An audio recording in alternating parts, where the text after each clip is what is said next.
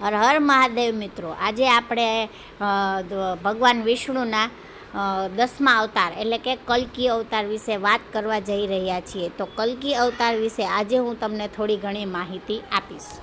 પુરાણોમાં કલ્કી અવતાર કળિયુગના અંતિમ તબક્કામાં આવવાની આગાહી કરવામાં આવી છે.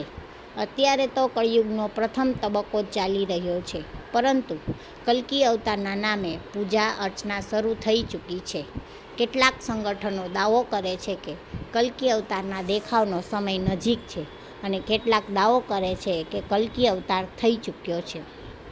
કલ્કી અવતાર અંગે હિન્દુઓમાં આ મૂંઝવણ અને મતભેદ શા માટે છે?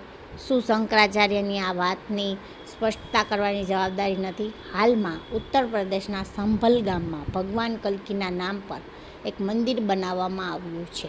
ઓડિયો, વિડીયો, સીડી, પુસ્તક વગેરે જેવી સાહિત્યિક સામગ્રી દિલ્હી વગેરે વિસ્તારોમાં તેમના નામે વિકસાવવામાં આવી રહી છે અને પ્રસારિત કરવામાં આવી રહી છે. તેમના નામે આરતી, ચાલીસા, પુરાણ વગેરે જોવા મળે છે. ઉત્તર પ્રદેશમાં સક્રિય કલ્કી વાટિકા નામની સંસ્થાનો દાવો છે કે કલ્કી અવતારના દેખાવનો સમય નજીક આવી ગયો છે. આ લોકો માને છે કે કલ્કીએ દિવ્ય જગતમાં અવતાર લીધો છે. તે ભક્તોને સ્વપ્ન, જાગૃતિ અને વાણીના અનુભવો દ્વારા સંદેશો આપી રહ્યા છે. તેમની મહાશક્તિઓ ભક્તોની રક્ષા માટે આખી દુનિયામાં ફેલાઈ ગઈ છે. હવે માત્ર તેમનું જ પ્રાગટ્ય બાકી છે. તેનો તાર્કિક આધાર એ છે કે અવતાર કોઈપણ સમય મર્યાદાથી બંધાયેલો નથી. તેના દેખાવના પોતાના માપદંડ છે. હિન્દુ ધર્મના અધોગતિનું એક મુખ્ય કારણ એ છે કે દરેક એવા કામ કરવામાં આવી રહ્યા છે જેનો વેદોમાં ઉલ્લેખ નથી. વેદ એ હિન્દુઓનો એકમાત્ર ધાર્મિક ગ્રંથ છે. વેદોનો સાર ઉપનિષદ છે અને ઉપનિષદનો સાર ગીતા છે. ગીતા એ ઇતિહાસના પુસ્તક મહાભારતનો એક ભાગ છે. રામાયણ, પુરાણો અને સ્મૃતિઓ પણ એવા ગ્રંથો છે જેમાં ઇતિહાસ અને વ્યવસ્થાનો ઉલ્લેખ છે, ધાર્મિક ગ્રંથોનો નહીં. પુરાણોમાં કહેવામાં આવ્યું છે કે કળિયુગના અંતમાં ભગવાન કલ્કી અવતાર લેશે. તે સફેદ ઘોડા પર સવાર થઈને આવશે અને રાક્ષસોનો નાશ કરશે. પૌરાણિક માન્યતા અનુસાર કળિયુગ 4,32,000 વર્ષનો છે, જેનો પ્રથમ તબક્કો હજુ ચાલી રહ્યો છે.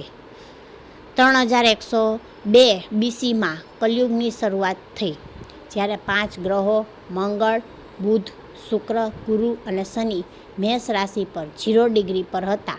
મતલબ કે કળિયુગના 3102 પ્લસ 2017 = 5119 વર્ષ વીતી ગયા અને હજુ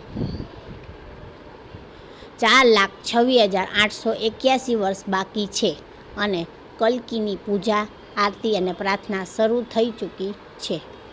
માફ કરશો, આજથી નહીં, લગભગ 300 વર્ષથી તેમની પૂજા ચાલી રહી છે. આ અવતાર ભવિષ્યમાં થશે કે નહીં તે હજુ અનિશ્ચિત છે, પરંતુ લોકોને પૂજા કરતાં કોણ રોકી શકે છે? મૂર્ખ લોકો તો અમિતાભ અને રજનીકાંતની પૂજા પણ કરે છે. કલ્કી પુરાણ અનુસાર કળિયુગમાં ભગવાન વિષ્ણુ કલ્કીના રૂપમાં અવતાર લેશે. કલ્કીનો અવતાર કળિયુગ અને સતયુગના સંગમ પર થશે. આ અવતારમાં 64 કલાઓનો સમાવેશ કરવામાં આવશે.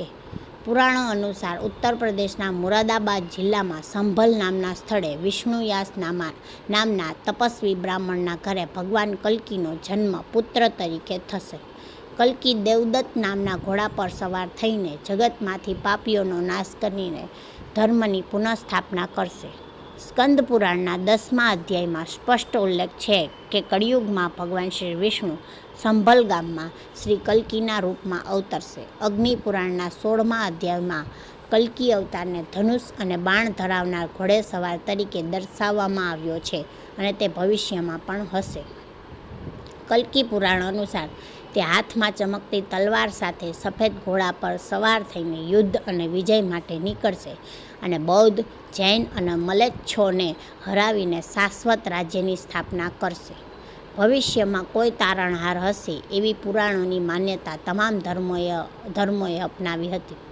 તેનાથી વિપરીત અન્ય કેટલાક પુરાણો અને બૌદ્ધ કળાના કવિઓની કવિતા અને ગદ્યમાં કલ્કીનો અવતાર થયો હોવાનો ઉલ્લેખ અને પ્રશંસા છે. વાયુ પુરાણ અનુસાર કલ્કી અવતારનો જન્મ કળિયુગની પરાકાષ્ઠાએ થયો હતો.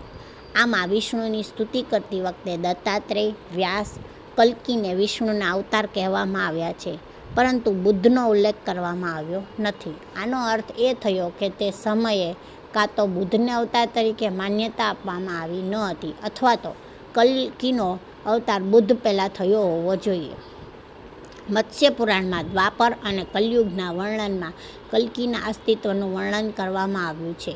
બંગાળી કવિ જયદેવે અને ચંડીદાસના મતે પણ કલ્કી અવતારની ઘટના બની ચૂકી છે. તેથી કલ્કી એક ઐતિહાસિક વ્યક્તિત્વ હોઈ શકે છે.